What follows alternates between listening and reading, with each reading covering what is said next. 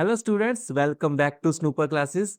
Guys, आज की इस वीडियो में हम हमारी एक्सप्लोरेशन बुक का थर्ड चैप्टर जो है टिश्यूज इन एक्शन के सभी क्वेश्चन आंसर्स को एक एक करके कवर अप करेंगे। तो ये क्वेश्चंस हमें दिए हैं पेज नंबर 44 पे, रिवाइज, रिफ्लेक्ट एंड रिफाइन के एरिया में। चलिए पहले क्वेश्चन को हम कवर करते हैं। First question says meristematic tissues divide rapidly, what property of their cells allow them to do this. तो क्या मेरिस्टेमेटिक टिश्यूज में थिक वॉल्स प्रेजेंट होती हैं? बिल्कुल नहीं। Do they have large vacuoles that store nutrients? जी नहीं। मेरिस्टेमेटिक टिश्यूज कैसे बने होते हैं? Thin walled. साथ ही साथ उसमें क्या होता है? डेंस साइटोप्लाज्म एंड एक बड़ा सा लार्ज प्रोमिनेंट न्यूक्लियस। इन सभी का बेनिफिट क्या है? इन सभी के रीजन से जो हमारा मेरिस्टेमेटिक टिश्यू है वो रैपिडली डिवाइड और डिवीजन को परफॉर्म कर पाता है। So the correct answer is third option. They have thin walls, dense cytoplasm, and large prominent nucleus. Meristematic tissues can divide rapidly because they have thin walls, dense cytoplasm, and a large prominent nucleus. These features make them highly active and capable of continuous cell division. Clear? Second question है, if a plant is unable to transport food from leaves to roots, which tissue is malfunctioning? तो हमें पता है हमारे पास दो conducting tissues हैं, एक तो हमारे पास है जाइलम एंड दूसरा हमारे पास है फ्लोएम। जाइलम की अगर हम बात करें तो वो रूट से वाटर और न्यूट्रिएंट्स को ओवरऑल प्लांट में डिस्ट्रीब्यूट करता है। एंड फ्लोएम की अगर हम बात करें तो वो लीव से जो भी फूड प्रिपेयर होता है वो पूरी डायरेक्शंस में साथ ही साथ रूट्स को वो ट्रांसफर करता है। तो इस क्वेश्चन में अगर वो फूड नहीं ट्रांसफर कर पा रहा है तो इसका किसका माल फंक्शनिंग है? There malfunctioning is of phloem. Phloem is a tissue responsible for transporting food prepared in leaves to other parts of the plants, including roots. If transport is not happening, it means the phloem is not functioning properly. Xylem carries water, bilkul, not food, while epidermis and sclerenchyma have protective and supportive roles. Clear? इसके बाद हमारा third question है, why are the epithelial tissues that line an animals internal organs usually only one और few cells thick. तो हमें पता है epithelial tissue वो हमारी बॉडी का आउटर मोस्ट एरिया को भी कवर करती है, साथ ही साथ जो वो इनर लाइनिंग है ऑर्गन्स की उसको भी यहाँ पर कवर करती है। फॉर एग्जांपल लंग्स के केस में जो एल्वेलाई है उसमें जो इनर कवरिंग है वो किसकी बनी है? एपिडर्मल सेल्स की बनी है। तो वो बहुत ही ज्यादा थिन क्यों होती है? सो दैट वो अच्छे से फूड को स्टोर कर पाए? नहीं। सो दैट उनमें स्ट्रेंथ मैक्सिमम हो? जी नहीं। To allow quick exchange of materials across them. So third option हमारा यहाँ पर करेक्ट है, बिकॉज एल्वेलाई में हमें continuously oxygen and carbon dioxide को डिफ्यूज करना पड़ता है हमारी बॉडी एंड हमारे लंग्स के बीच में। इसलिए जितना वो थिन होगा उतना कम उसमें टाइम लगेगा डिफ्यूजन में। So the correct answer is option number third, to allow quick exchange of materials across them. Epithelial tissues are thin, one or few cells thick, so that substances like gases, nutrients, and waste can pass through it easily. This thinness helps in rapid diffusion and exchange, which is essential for functions like absorption and respiration. इसके बाद fourth question है एक situation type question. You can perform these two jumps. सबसे पहले जब में straight leg jump को perform करना है, यहाँ पर हमारी नीज एंड हमारा एंकल, ये नीज एरिया है एंड ये एंकल है, ये बिल्कुल स्ट्रेट होगा। सेकंड है नॉर्मल जंप, जहाँ पर अपने नीज को एंड एंकल्स को आपको नेचुरली बेंड रखना है। How did your ankle, knee and hip position differ between these two jumps? तो स्ट्रेट लेग जंप में जो नीज की पोजीशन है वो स्टिफ है एंड स्ट्रेट है बिना किसी भी तरह की बेंडिंग के। नॉर्मल जंप में bend naturally on landing, absorbing impact. Ankle की अगर हम बात करें तो यहाँ पर एंकल भी कैसी है? स्टिफ है, टोज पॉइंटिंग डाउन रिजिडली। वहीं पर नॉर्मल जंप में flex and extend to provide push off force and cushion landing. तो यहाँ पर जो लैंडिंग होगी वो किस प्रकार की होगी? बिल्कुल कुशन, बिल्कुल ही अब्जॉर्ब कर रही होगी अपने इम्पैक्ट को। तो जब हम लैंड करते हैं, जब हम जंप करते हैं, तब हम मोस्टली इसी पोजीशन में जो है अपने आप को होल्ड करते हैं। रीजन भी कि जो हमारा प्रेशर है वो फुट्स के थ्रू हमारे ग्राउंड पे ट्रांसफर हो पाए। हिप्स की अगर हम बात करें तो यहाँ पर remain mostly fixed, little movement. तो हिप भी स्ट्रेट जंप पे बिल्कुल स्टिफ रहती है। वहीं पर नॉर्मल जंप में flex and extend to aid jumping height and balance, यहाँ पर जो है बैलेंस को परफॉर्म करने के लिए, जो वेट डिस्ट्रीब्यूशन के लिए हम अपने हिप को जो है वो बैक साइड रख लेते हैं। जो एक्सपीरियंस होगा स्ट्रेट जंप में, it will be painful, jarring impact on landing, and जो हमारा बैलेंस है वो भी क्या कर जाएगा, गड़बड़ा जाएगा, हम गिर जाएंगे। वहीं पर नॉर्मल जंप में smooth controlled landing with good balance, ये जो है स्मूथ है, नेचुरल है, कंट्रोल्ड है, और जो हमारा शॉक अब्जॉर्प्शन अच्छे से हो रहा है, कुशन अच्छे से हो रहा है, so this is the natural jump, this is not a natural jump. चलिए गाइस, इसके बाद हमारा फिफ्थ क्वेश्चन है, which types of joint is involved when you bend your knees and ankle. तो नीज एंड एंकल में, यहाँ पर नी है एंड यहाँ पर एंकल है, तो कौन सा जॉइंट यहाँ पर प्रेजेंट होता है? So the answer is hinge joint, option number second is the correct answer. Knees and ankles mainly allow movement in one direction, किस तरह के डायरेक्शन है, एक प्लेन में, एक प्लेन का क्या मतलब है, टू एंड फ्रो, आगे जा सकती है हमारी बैंड होके, या फिर हम जो है अपनी बॉडी की तरफ इसको ले जा सकते हैं। जस्ट लाइक अ डोर हिंज, डोर हिंज भी क्या है, एक साइड पे हमारा डोर बंद होता है, ऐसा तो नहीं ऊपर नीचे भी बंद होना स्टार्ट हो जाता है, सिंगल साइड में जो है वो अपनी मूवमेंट को अलाउ करता है। Hinge joints enable bending and straightening of body parts. Therefore, these joints are responsible for movements like walking, running, and bending the legs. इसके बाद सिक्स क्वेश्चन है हमारे पास assertion रीजन बेस्ड, जहां पर पहला assertion है epithelium is well suited for gas exchange in lungs. बिल्कुल ठीक, अभी हमने एग्जांपल में देखा कि एल्वेलाई में बहुत ही थिन लेयर सेल्स होते हैं सो दैट वो इजीली गैसेस को एक्सचेंज कर पाए। सो हमारा असर्शन यहाँ पर बिल्कुल ठीक है। रीजन है it consist of multiple layers of tall cells that slow down the diffusion. बिल्कुल भी नहीं, उसमें कैसे होते हैं, थिन सेल्स होते हैं सो दैट डिफ्यूजन फास्टली हो पाए। सो हमारा असर्शन यहाँ पर ठीक है, so assertion is true but reason is false. Second है cardiac muscle can contract continuously without fatigue. बिल्कुल ठीक, जो हमारे हार्ट में प्रेजेंट है वो कार्डियक मसल्स हैं, वो कॉन्टिन्यूसली बीट करते रहते हैं। रीजन है cardiac muscle have a high number of mitochondria. बिल्कुल ठीक, उनमें high number of mitochondria so that वो एटीपी प्रोडक्शन को इंक्रीज कर पाए and abundant blood supply. So यहाँ पर हमारे both assertion and reason are true and also are यानी reason is correct explanation of assertion. C part में हमसे पूछा है tendons connect bone to bone and allow joint movement. बिल्कुल भी नहीं, लिगामेंट्स वो हैं जो बोन टू बोन कनेक्शन को परफॉर्म करते हैं एंड मूवमेंट के लिए उसको अलाउ करते हैं। रीजन है tendons are made of tough connective tissue that transmits force from muscle to bone. हाँ, ये बिल्कुल ठीक है कि टेंडन्स जो है मसल एंड बोन को आपस में ज्वाइन करते हैं एंड वो कैसे हैं, वो एक कनेक्टिव टिश्यूज का यहाँ पर काम करते हैं। So assertion is false but reason is true. Last है in a hinge joint movement occurs primarily। बिल्कुल ठीक, वन प्लेन में। अभी मैंने आपको बताया कि जैसे फॉर एग्जांपल हमारा डोर है, वो एक ही प्लेन में आगे या पीछे जा सकता है, ऊपर नीचे नहीं जा सकता। सो बिल्कुल ठीक, assertion इज यहाँ पर ट्रू है।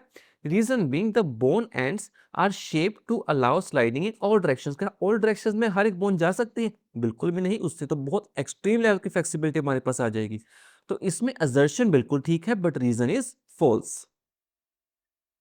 इसके बाद सेवंथ क्वेश्चन है हमारे पास, plot a graph between age of tree in years on X axis and diameter of tree along with number of annual rings formed over time on Y axis using the data given in the table 3.7।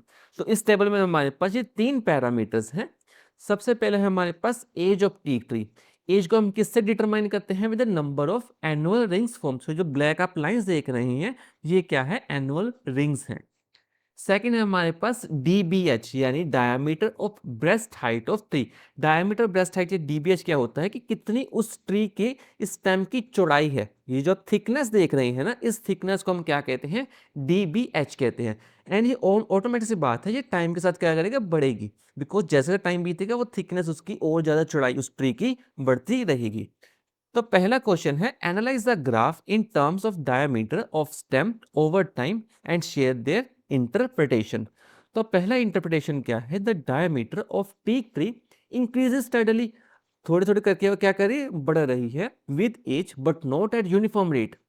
Between year 10 and 20 the diameter show a large gap. जो कि है 8 से directly वो क्या बन रहा है 24 centimetre, suggesting a period of very rapid growth. अभी हो सकता है ये ग्रोथ किस कारण से हुई हो, फॉर एग्जांपल बहुत अच्छे से रेन मिला हो उसको, ठीक है, अच्छे से न्यूट्रिएंट्स मिले हों, तो इस कारण से जो है वो रैपिड ग्रोथ को शो कर रहा है।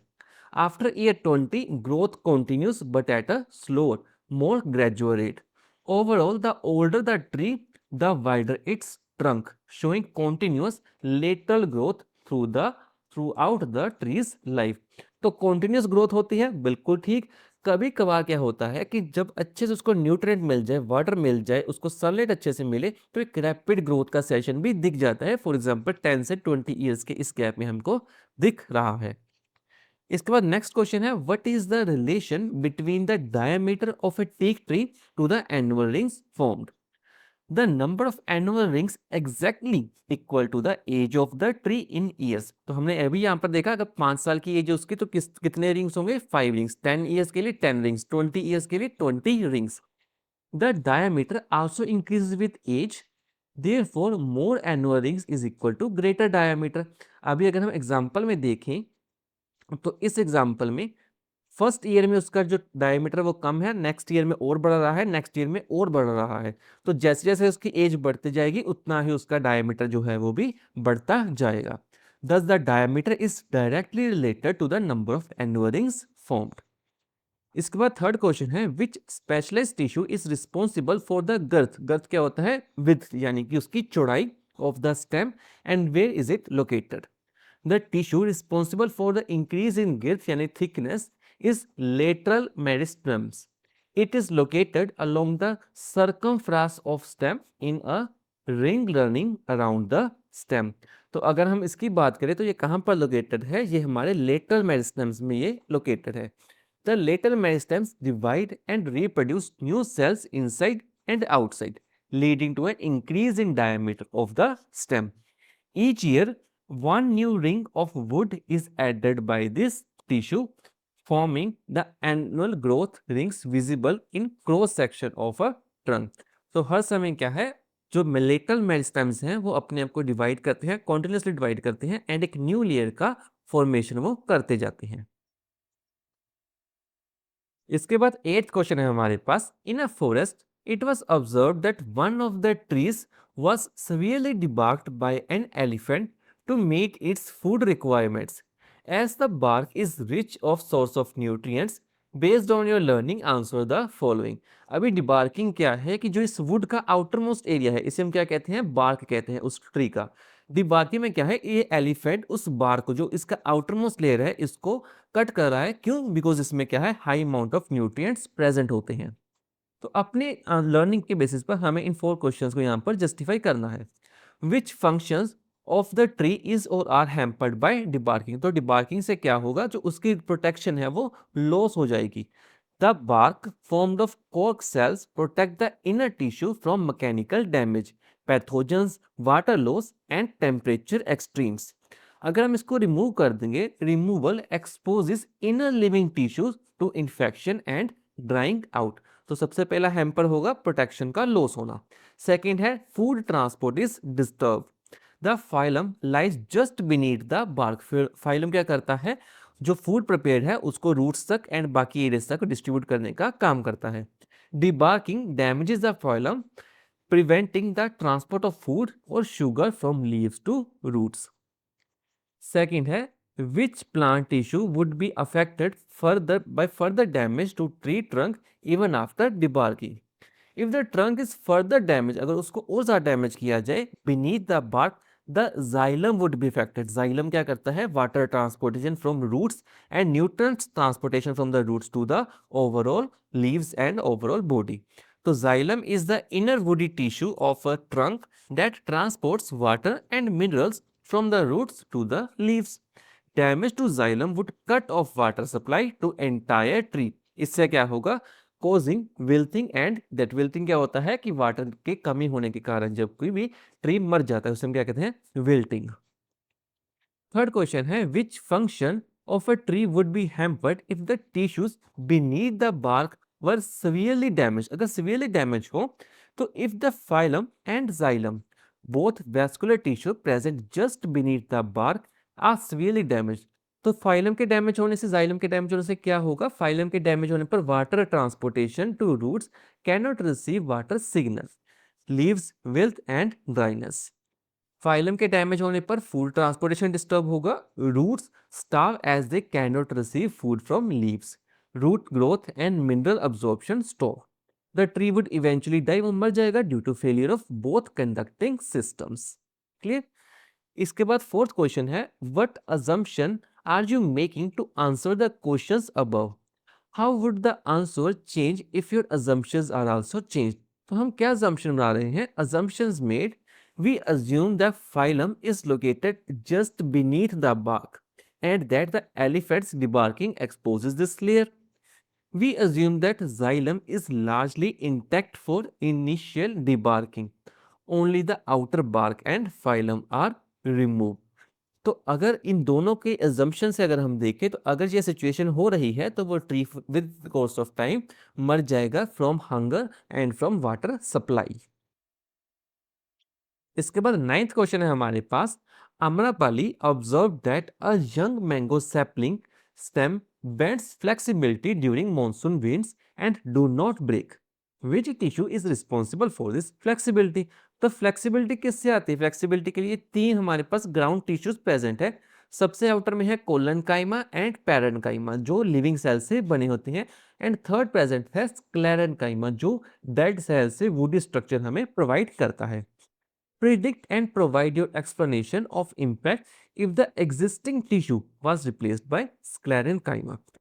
तो सबसे पहले तो एक बना किससे है? ये स्टेम बनी है, अभी तक फ्लेक्सिबिलिटी है तो किससे बनी होगी? कोलनकाइमा से बनी होगी।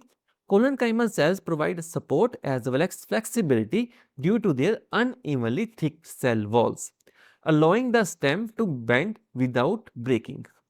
If the tissue are replaced by sclerenchyma, अब उसको हम कोलनकाइमा को स्क्लेरेनकाइमा के साथ रिप्लेस कर देते हैं, the stem would become hard and rigid because sclerenchyma कैसे है?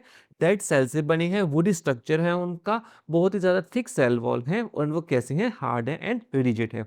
As a result it will lose its flexibility and could easily break under strong winds instead of bending. यहाँ पर फ्लेक्सिबिलिटी नहीं होगी, डायरेक्टली वो क्या करेगा? वो टूट जाएगा हवा के साथ। इसके बाद नेक्स्ट क्वेश्चन में हमें दिया है कि Rohan designed an experiment for the regeneration of sugar cane where he used cuttings to grow sugar cane. He used two types of cutting, एक है टाइप ए एंड दूसरा है type B in figure 3.23। After a few weeks type B cutting sprouted and developed into sugarcane plant whereas type A cutting did not sprout. अभी basically experiment को देखिए, इसमें क्या किया गया है। इसमें हमारे पास दो ऐसे शुगर केन के कटिंग्स ली गई हैं। एक शुगर केन कटिंग ऐसी है जिसमें किसी भी तरह का नोड नहीं है। ये जो आप देख रहे हैं ये क्या चीज है? इसे हम कहते हैं नोड। नोड में क्या प्रेजेंट होते हैं? नोड में प्रेजेंट होते हैं इंटर कैलरी मेरिस्टेम। ओके, तो उसने सबसे पहले जो कटिंग ली है उसमें किसी भी तरह का नोड नहीं है, इसको उसने क्या कर दिया? जमीन में गाड़ दिया। एंड सेकेंड कटिंग में उसने ऐसा पीस लिया जिसमें एक नोड एटलीस्ट प्रेजेंट होगा।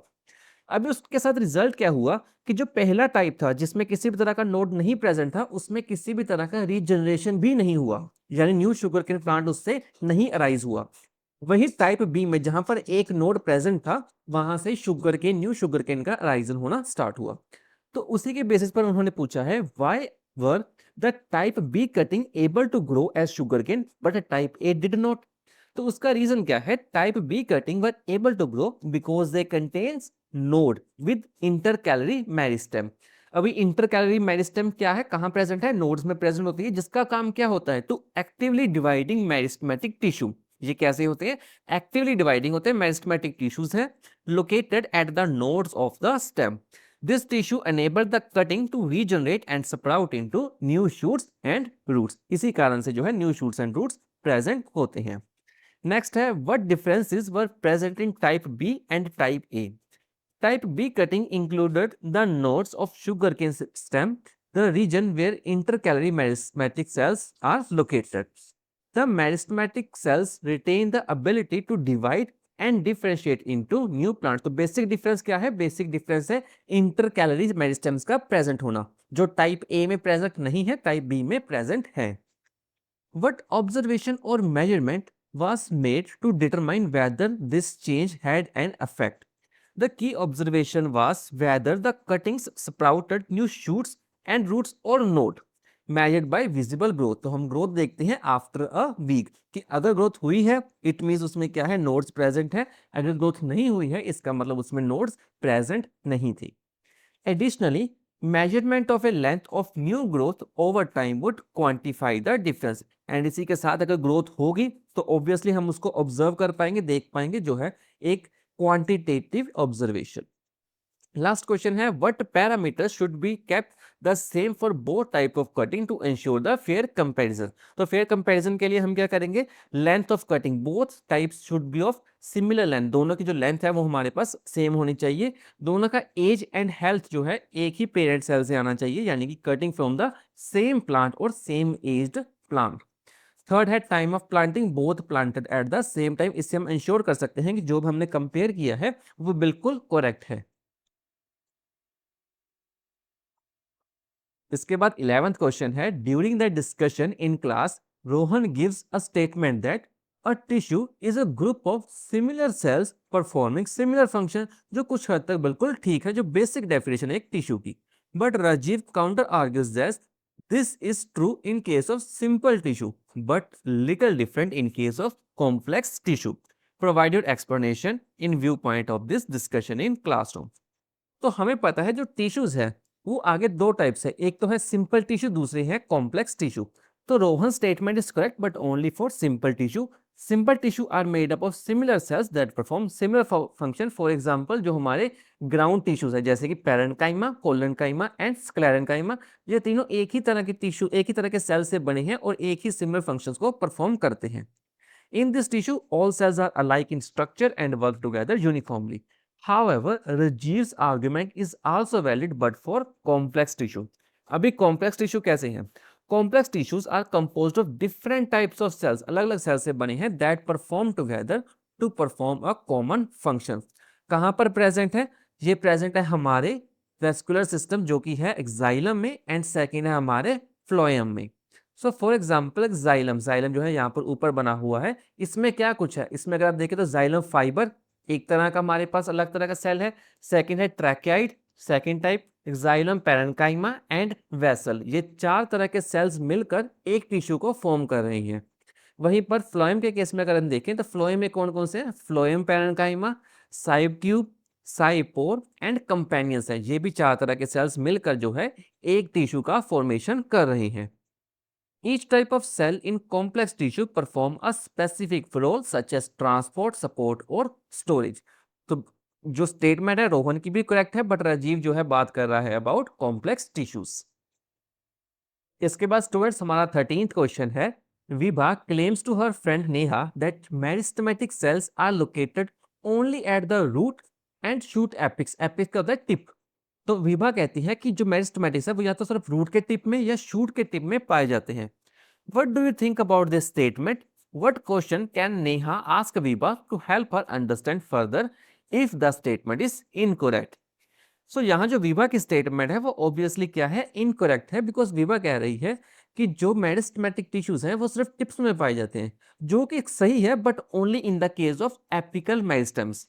So meristematic tissues are not only present at the root and shoot apex, जिसे हम कहते हैं apical meristem, but also in other regions of plant। और वो regions कौन कौन से हैं? They are found in lateral meristems। इसे हम क्या कहते हैं? lateral meristems, जिससे एक पेड़ की चौड़ाई बढ़ती है, उसकी girth का increase होता है, which helps in increase the girth, girth यानी कि चौड़ाई of the plant। And intercalary meristems, intercalary meristems अभी हमने पढ़ा शुगर केन के एग्जांपल में, वो कहाँ प्रेजेंट होते हैं? Eight the nodes and the inter nodes. Thus, meristematic tissue occur in different parts depending on its function, growth in length और thickness। इससे जो है लेंथ इंक्रीज होगी, इससे जो है उसकी ब्रेथ इंक्रीज होगी, इससे भी जो है उसकी जो स्टेम की चौड़ाई है वो इंक्रीज होगी। सो यहाँ पर नेहा उससे पूछ सकती है are meristematic tissues present only at tip और do they also occur in other parts like stem और इंक्रीजिंग थिकनेस। तो ये क्वेश्चन पूछ के जो है वो विभा के स्टेटमेंट को काउंटर कर सकती है। इसके बाद 14th क्वेश्चन है a plant cell and an animal cell are of same size which cell will have a larger vacuole, give reason. तो हमें पता है लार्जर वैक्यूल कहाँ प्रेजेंट होता है? प्लांट सेल में प्रेजेंट होता है। The plant cell will have a larger vacuole. Plant cells contain a large central vacuole that occupies most of the cell space. Most cell space किससे बनी होती है? वैक्यूल से, जो क्या स्टोर करता है? वाटर को मेजरली स्टोर करता है. The vacuole helps maintaining turgor pressure. Turgor pressure क्या होता है? फॉर एग्जांपल ये एक प्लांट का सेल है एंड ये एक वैक्यूल है. तो टर्गर प्रेशर हर साइड पर जो है इक्वल प्रेशर लगाता है, जिससे सेल वॉल जो है वो फर्म रहता है, यानी रिजिड रहता है. स्टोरेज ऑफ वाटर, मेजर काम ही वैक्यूल का यही है, storage of water and cell rigidity.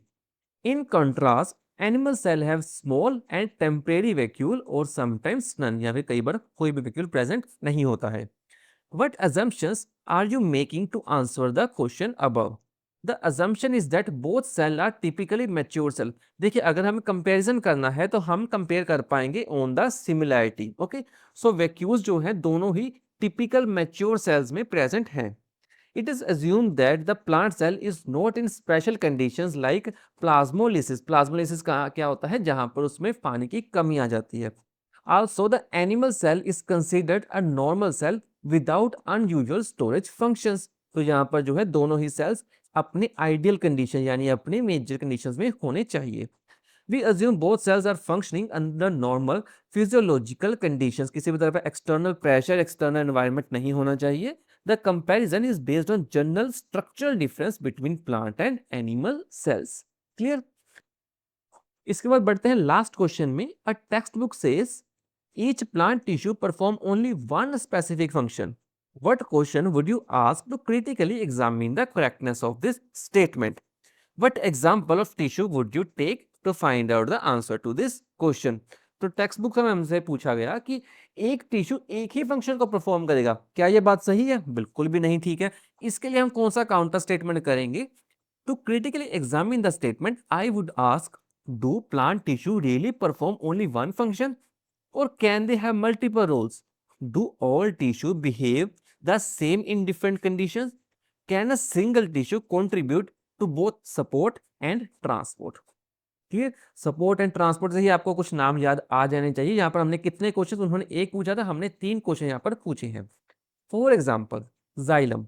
Xylem क्या करता है? Conducts water but also provides mechanical support. 2 काम हो गए, एक तो पानी का कंडक्शन, दूसरा उसका mechanical support. Phylum transport food, food भी ट्रांसपोर्ट करता है. आल्सो हेल्प्स इन स्टोरेज, 2 काम हो गए. Parenchyma performs storage, photosynthesis and healing, 3 काम कर रहा है. Collenchyma gives support as well as flexibility. हमने अपने 3rd या 4th क्वेश्चन में देखा था मैंगो वाले केस में, तो फ्लेक्सिबिलिटी किस कारण से आ रही थी? वो कोलनकाइमा के रीजन से आ रही थी. तो यहाँ पर वो सपोर्ट भी दे रहा है, फ्लेक्सिबिलिटी भी दे रहा है. These examples show that many tissues are multifunction, more than one function का perform करते हैं rather than limited to one role. Hence, the statement is not entirely correct as plant tissue often perform more than one function depending on plant needs. Clear? इसी के साथ guys हमारे सभी question यहाँ पर कवर अप होते हैं. Thank you, मिलते हैं किसी और नई वीडियो में.